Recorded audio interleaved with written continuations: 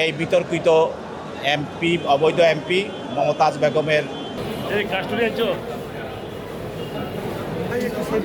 আজকে ঢাকার সিএমএম আদালতে একজন বিতর্কিত শিল্পী এবং অবৈধ সংসদের অবৈধ এমপি মমতাজ বেগম তাকে মিরপুর থানায় একটি মামলায় তদন্তকারী কর্মকর্তা তাকে গ্রেপ্তার দেখানোর জন্য বিজ্ঞ আদালতে উপস্থাপন করেন এবং এটা একটি বৈষম্যবিরোধী ছাত্র আন্দোলনের সময় এই মিরপুরে একজন বিক্ষোভকারী এবং আন্দোলনকারীকে গুলি করা হয়।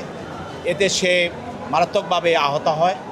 সে পরবর্তীতে আরোগ্য লাভ করে পরবর্তী আদালতে এসে মামলা করে। এই মামলায় তদন্তকারী কর্মকর্তা তদন্ত করতে গিয়ে এই বিতর্কিত এমপি অবৈধ এমপি মমতাজ বেগমের এই মামলার সঙ্গে তার সংশ্লিষ্টতা তার সম্পৃক্ততা পায়, সেই জন্য তাকে আদালতে উপস্থাপন করে গ্রেপ্তার দেখার জন্য প্রার্থনা করেন। তার পক্ষে তার আইনজীবীরাও ছিলেন এবং তারা গ্রেপ্তারের বিরোধিতা করেন। বিজ্ঞত উভয়ের বক্তব্য শুনে এবং মামলার কেস ডকেট পর্যালোচনা করে এই আসামিকে এই মামলায় গ্রেপ্তার দেখাইয়ে তাকে জেল হাজতে প্রেরণ করে।